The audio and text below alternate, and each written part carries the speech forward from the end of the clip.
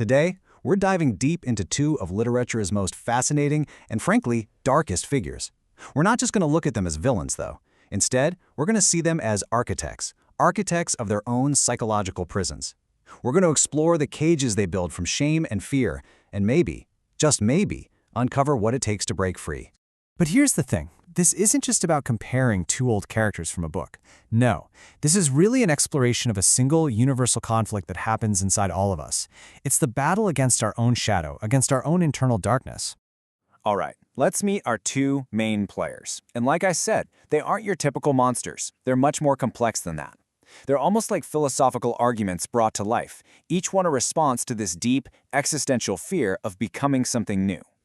So first up, we've got a character inspired by the old German Faust book, and you can think of him as a kind of dark Übermensch, a twisted version of human potential.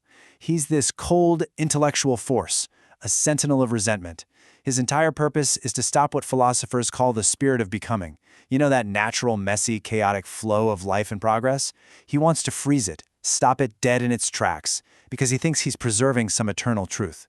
But what he's really doing is waging a war on change itself. And then, on the complete other end of the spectrum, we have Nietzsche's ugliest man. This poor soul is the living, breathing embodiment of self-hatred. He's basically what happens when all the old values and morals collapse and a person is just left completely alone with their own shame. So what does he do? He hides away in a place he calls the Valley of Death, just trying to escape the gaze of a world he's sure is judging him. Okay, so now let's take a closer look at the actual burdens these two are carrying. And these aren't just, heavy thoughts. No, these are the very bars of the cages for the soul that define their entire reality. The Faust book figure, he is absolutely crushed by what Nietzsche famously called the spirit of gravity. It's this heavy, dragging weight of history, tradition, all the old ways of doing things. But here's the crucial twist. He doesn't see it as a burden. He's managed to convince himself that it's a necessary anchor, a kind of defense that keeps the soul from being swept away by the terrifying storm of change. Now, the ugliest man's burden is different, but believe me, it's just as heavy. He commits what Nietzsche calls the murder of God.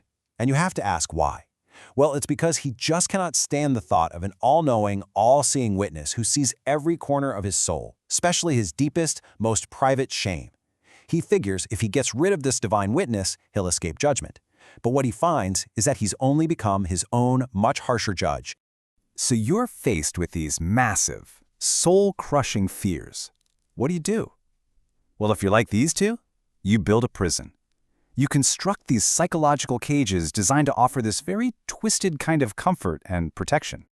The Faust book figure's strategy is just a masterclass in self-deception. He builds this stunning, beautiful gilded cage and calls it absolute truth. He frames it as this profound act of salvation, tricking his own soul into believing that the heavy chains of the past are actually a suit of armor, protecting it from the future. And here we can see their self-made prisons right next to each other. The gilded cage, on one hand, promises safety through total static control, literally freezing a moment in time until all the life is squeezed out of it. And on the other hand, the Valley of Death promises an escape from judgment just by hiding from everyone. But just look at the results. One leads to spiritual decay, the other to a crushing sense of meaninglessness. Both are, really, just tragic dead ends. And this is the crucial point, right here. Despite their very different methods, both of these figures are driven by the exact same internal fear of progress. They choose the predictable, anchoring stability of a frozen, dead order over the chaotic, unpredictable, and ultimately the reckless freedom of a dancing, evolving life. But this is where their stories take a sharp turn and their paths split dramatically. This next part is the climax. It's the moment where each one finally confronts their self-made prison and tries to find a way out. First, let's look at the Faust book figure's ultimate goal, total domination. He wants a state of perfect frozen obedience. The metaphor for it is just chilling. He tries to capture the brilliance of living, breathing stars and trap them inside a dead leaden box. This isn't just control, it's the very definition of spiritual entropy. So his escape, it's not a quiet affair.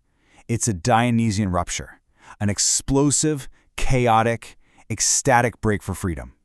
He finally embraces what Nietzsche called the gay science, a philosophy of joyful life affirmation, and he performs a grave dance. It's this wild, radical act of honesty that just shatters his cage, because he's finally integrating his own shadow. He's owning it. Now, in stark contrast to that explosion of energy, the ugliest man's journey starts from a place of complete and utter paralysis. He's just cowering, hiding from the world, absolutely crushed by the weight of having to be his own judge and jury in a world without a god to do it for him. His liberation is so much quieter, almost ironic. During this bizarre ceremony called the Ass Festival, he's the one who stands up and asks if life is worth living again. He signals this tiny, tentative willingness to accept eternal recurrence, which is Nietzsche's ultimate test. The idea of reliving your life with all its pain and ugliness over and over again forever. It's a quiet yes to existence, but it is profound.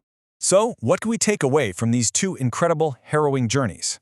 Well, this final section is all about bringing it together, about synthesizing the lessons from their very different paths toward freedom. You see, even though their paths look radically different, they both lead to the same deep truth. They each represent that ancient, deep-seated fear we all have of our own darkness. The Faust book figure shatters his prison with this explosive joy, while the ugliest man slowly, painfully transforms into someone who can affirm life. The core lesson here? True freedom isn't about caging your shadow self. It's about integrating it. It means you have to embrace everything, even the parts of yourself you find the most shameful. And Nietzsche really needed the ugliest man to prove his whole philosophy. This quote tells us exactly why. To truly triumph over nihilism, over meaninglessness, you have to confront and embrace the most repulsive, the most shameful parts of yourself and of life itself. Only then is the victory real. Only then is it complete. And so, as we wrap this up, I want to leave you with a question. We've explored these two profound psychological prisons, the gilded cage of control and the valley of shame. And it really makes you wonder, doesn't it? Which cage have you built for yourself? And what kind of dance is it going to take to finally set you free?